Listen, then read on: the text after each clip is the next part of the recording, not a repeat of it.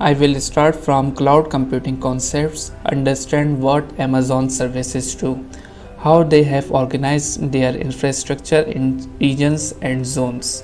I will help you in creating your first Amazon Web Services account for free for 12 months.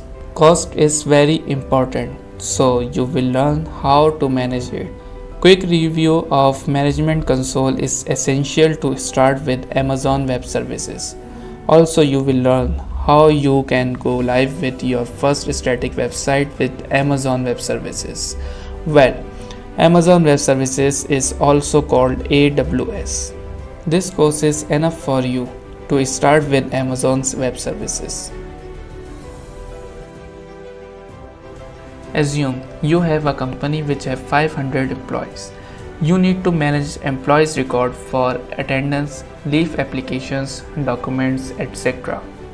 If you maintain in-house servers, it will cost you for following things. Making it live 24/7, you will need to hire system administrator and staff who will monitor it. Softwares you have to install on it, electricity, internet bandwidth cost, security, etc. What if I say all these things can be managed by a service provider and you only have to order the resource as per your need? Yes, it's amazing.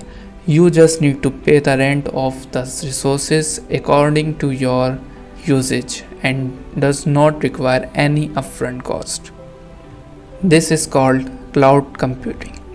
In simple words, it's managed service. You don't need to worry about buying hardware, installing softwares and security because all will be managed by a cloud service provider for you. It's on demand and pay as you go. It's like you are subscribed for the electricity and billed on the basis of your usage. In cloud computing, you can activate a service without need to contact a service provider. Also similarly, you can deactivate it when you don't want to use it further.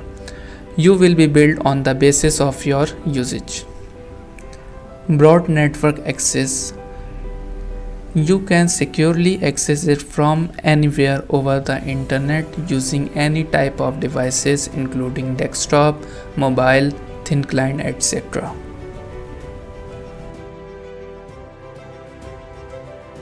Amazon Web Services is provided by Amazon Incorporation. Amazon is a big and old player in cloud computing. Ranging from a simple storage services to artificial intelligence based services, Amazon is providing very nice and easy to use tools. Here are some important services for you to start with. Amazon S3. It's an storage services in the form of buckets. You can use it as a content delivery network, making static website to live and use it with other Amazon services to get a task done. Amazon Lambda. It's a function execution service. You write a function and when you need it, you run it and pay for it. API Gateway. Very simple to implement instead of writing ton of codes to create REST API. Amazon DynamoDB. It's a data storage service. You can use all these services to create a good, reliable and scalable software and pay as you use it. The Amazon Web Services cloud infrastructure is built around regions and availability zones. A region is a geographical location with a collection of availability zones mapped to the physical data centers in that region. Every region is physically isolated and independent of every other region in terms of location, power supply, water supply, etc. An availability zone is a logical data center in a region available for use by any AWS customer. Every zone in a region has redundant and separate power supply, networking and connectivity to reduce the possibility of two zones failing simultaneously. Every zone is backed by one or more physical data centers, so it ensures high availability for Amazon Web Services. Take North America as an example. Here there are 6 regions in operation and everyone has multiple availability zones. US East North Virginia has 6 availability zones and its region code is US-East-1. Similarly, other regions are located at other geographical location and has different number of availability zones and has a different unique code. It's always recommended to select that region which has 2 or more availability zones, also has your desired services available. You can check the link for region table provided for available services per region.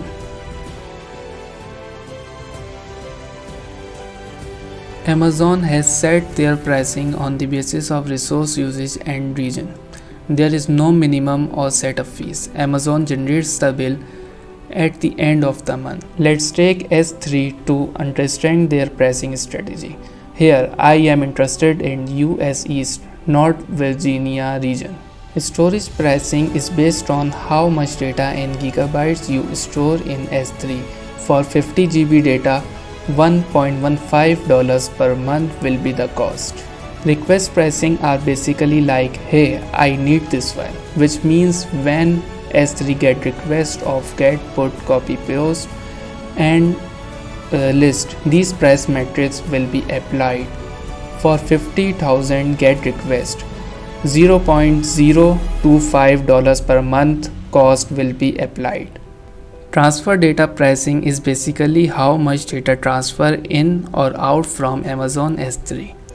Transfer in is free. Transfer out from Amazon S3 to other resources in the same region cost you $0.01 per GB, and to the other resource in other region will cost you $0.02 per GB. It is free for CloudFront. Similarly, you can understand the pricing for the case of transfer out to internet. Transfer out to internet means data is transferring out of Amazon infrastructure. If we have average 25 MB file size in S3 and exist 50,000 times in a month, then cost will be $109.89 per month. So in the end, we have to sum up all individual costs to get total cost. Our total estimated cost is $111.06 per month. Amazon is providing simple monthly calculator in which you can select a resource and enter your expected usage and get the idea of your monthly cost. It's a great news for you that Amazon provides 12 months free usage trial to new account holders. Well, there are some limitations as well. You can check the pricing on Amazon website. The link is given.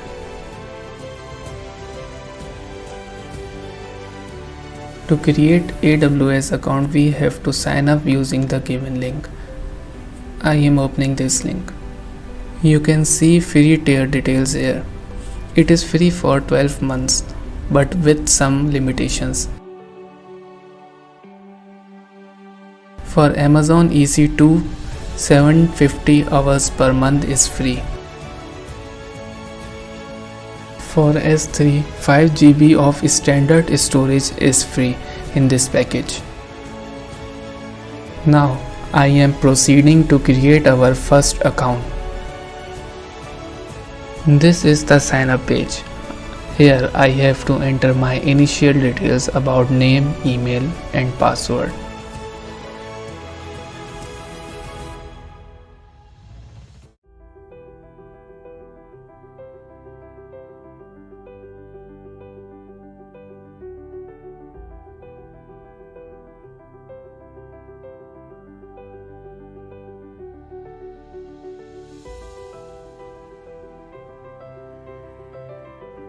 I am creating the personal account. Here I have to enter all my contact details and press continue. Here I have to enter my credit card or debit card details and press continue. Okay, after entering payment details, it is asking me to verify my phone number.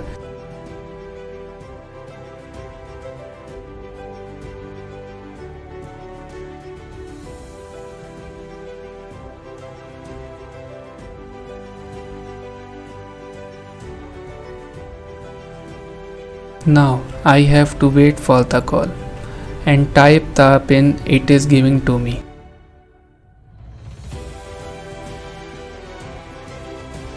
My account is verified. Now I can proceed further. Here I am selecting basic support plan. You can select any other according to your need.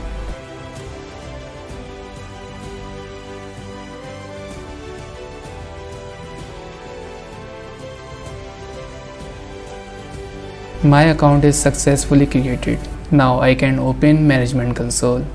Here I have to enter email and then password to login.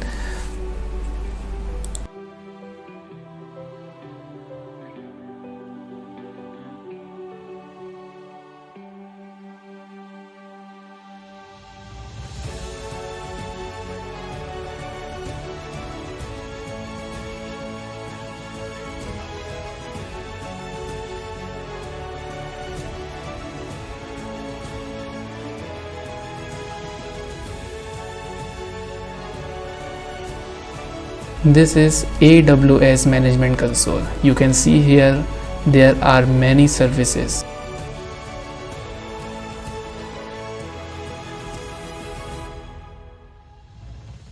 This is the billing dashboard where you can see the daily usage and bills. Amazon is providing functionality to set budgets in order to prevent unexpected billing. It will send email if usage exceeds. Now let's create a budget. I am creating budget for monthly cost.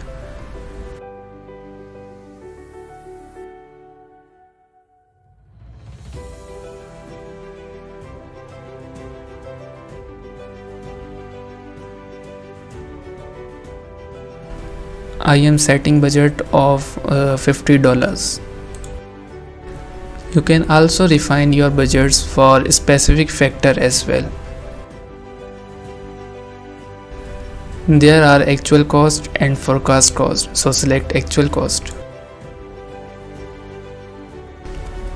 I am entering 50%.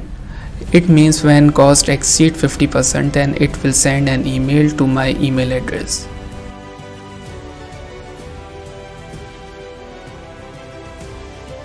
Here you can add multiple notifications for different parameters as well.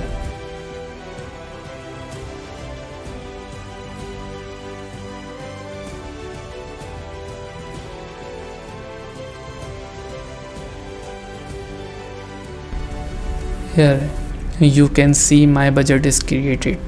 You can review its detail as well.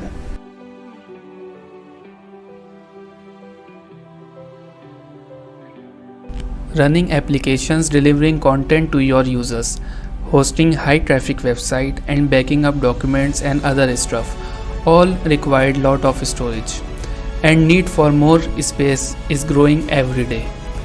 Building in-house setup to handle such type of storage need is a time consuming and requires lot of money.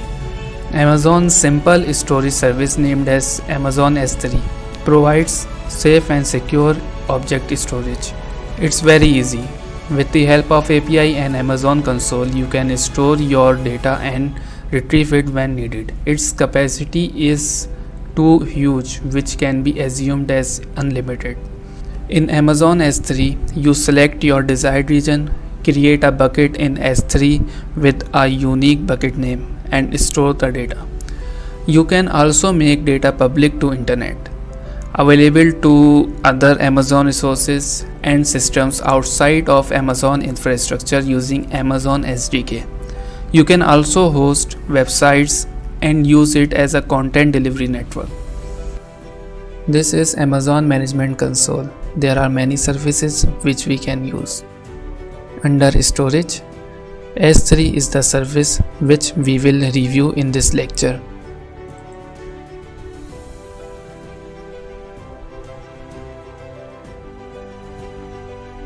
This is S3 Management Console.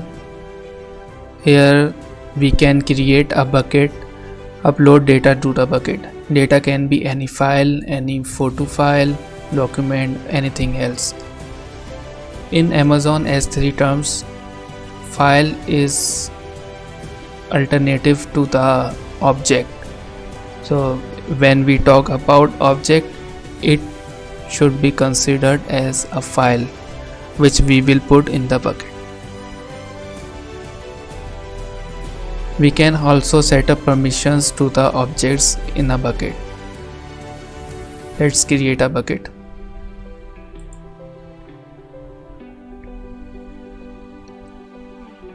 Bucket name should be unique, so I have to enter a unique name because demo is already reserved by anyone. You can check it here as well.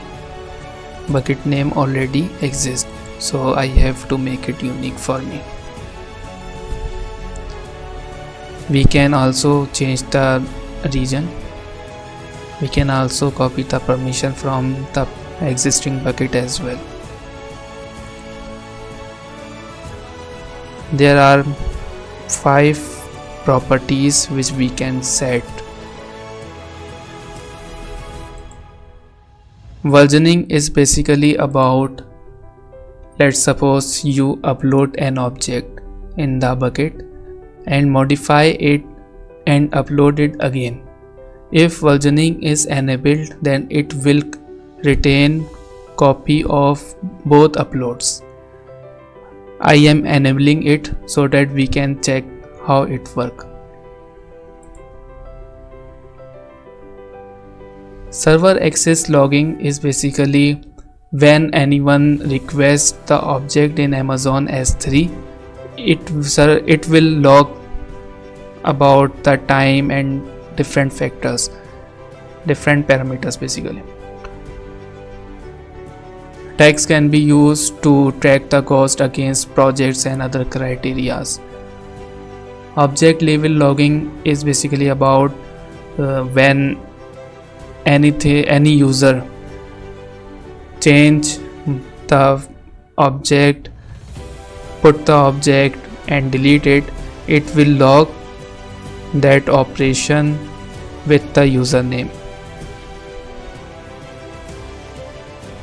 Some people don't want to upload the data to the cloud in the plain format, so encryption will work for them. It is basically work like when a user upload the object to the Amazon S3 first encrypt the file and store it. When user requests to retrieve the file, Amazon S3 decrypt it and serve the file.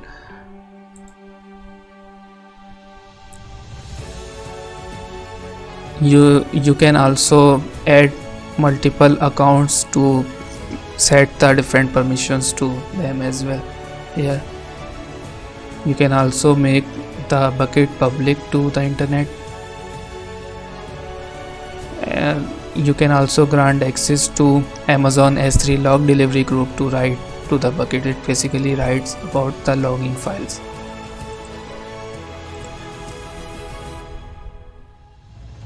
Our bucket is created now, so let's go in the bucket. Here we can upload different objects like files, any video files, any photos or anything else we can upload in the bucket. We can also set the properties individually to the objects. We can also set the permissions as well individually. Let's upload a file to the bucket. Okay, I have to create a file here. Let's suppose I am making a file with test.txt.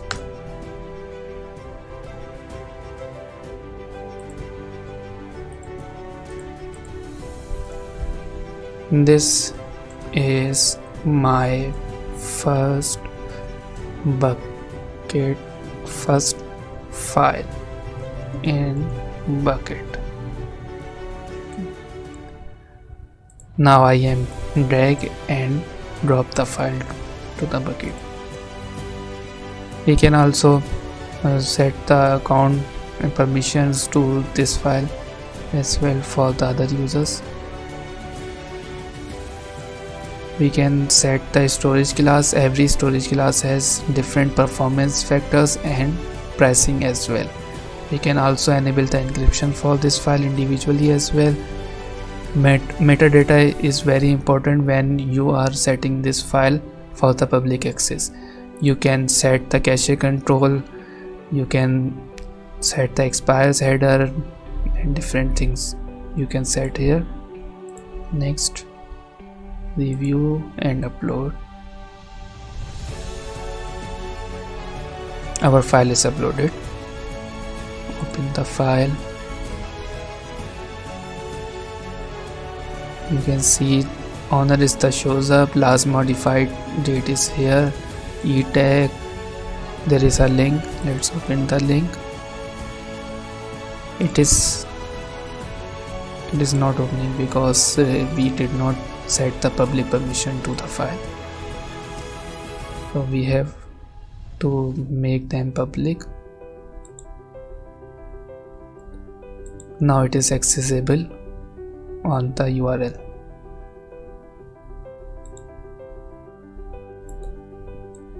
Let us open it incognito as well, because in that window I have already a session with Amazon. It is a public file. Anyone can over the internet can access this file using the URL. Okay, let's change the file, adding some random numbers and uploading it again. In this way we can check how versioning can work for us. Okay,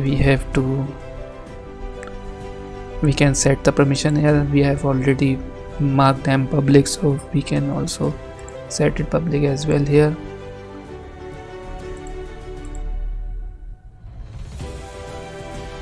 It is uploaded now. Okay, there is a way to show all versions in this list as well. If I click it, you can see different versions. This is previously uploaded, this is the latest version I have uploaded now. You can see the versions here as well. Now open the file, and this is the random text I have entered in the file and uploaded.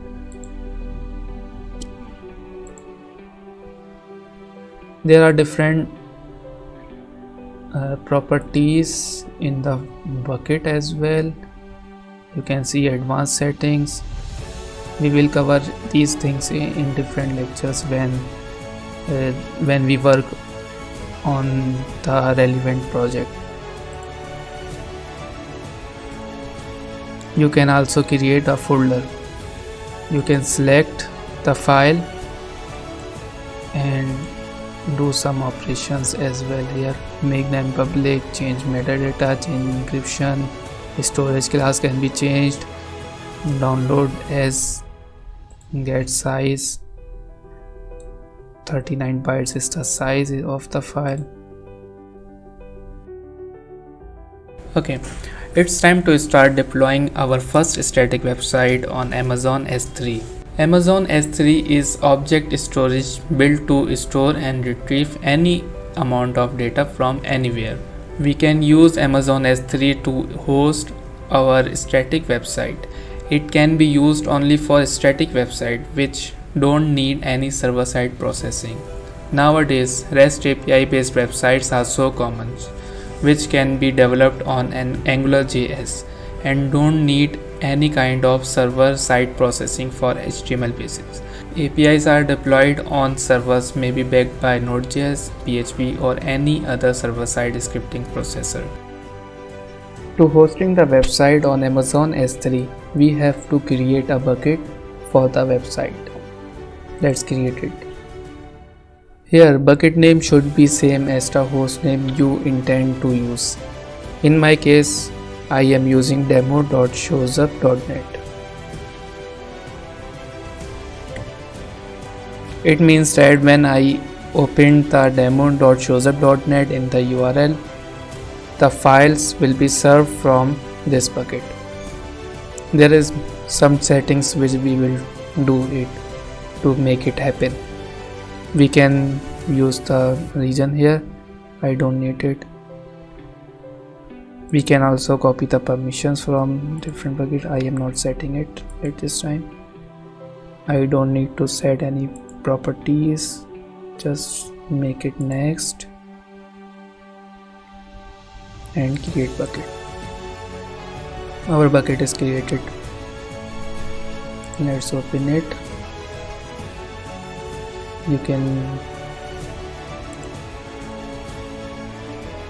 I have already created two files. One is the index.html file and one is the error.html file.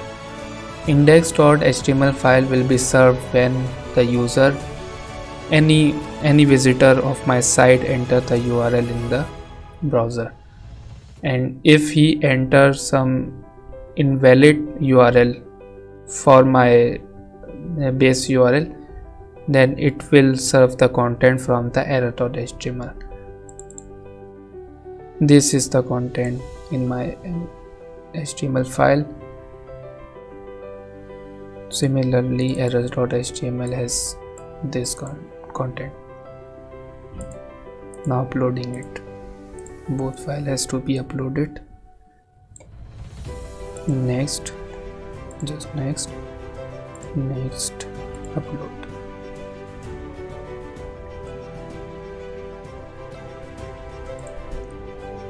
Both files are uploaded.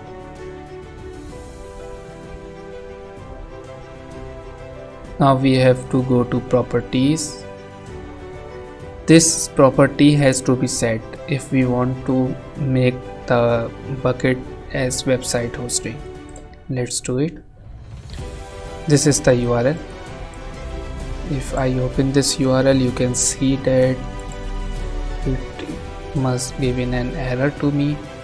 It is giving the error, no such website configuration for this bucket. You can see that the bucket name is demo.showsup.net is here, and s3 is the Amazon host. Now set is to host a website. We have to enter our default page URL file. Error.html is the error content file. Save. Now refresh it. It is saying that access denied because I did not make the file public. So I have to make the file public. Yeah, we can make the file public. Now you can see that this is accessible over using the URL.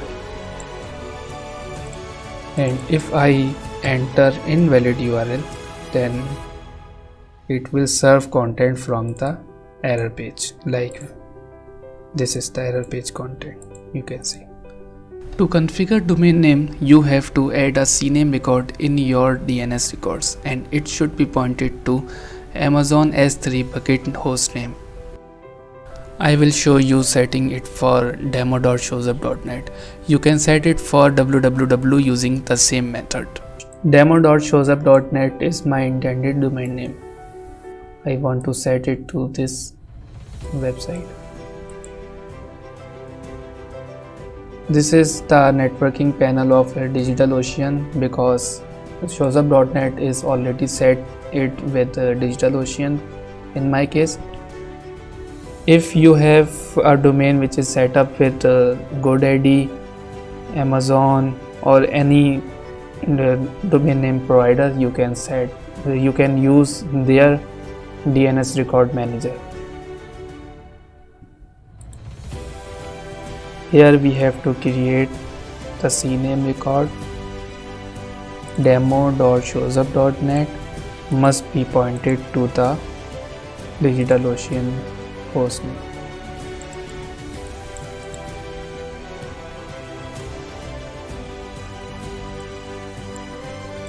Chrome has all added the HTTP, we have to remove it.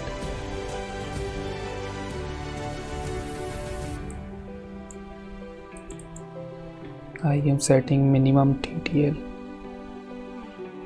so that I can change it later or remove it easily. Okay, so record is created. You can see the record is created. Now copy and open it. Demo.showsup.net is now connected with the Amazon S3 bucket and it is serving the web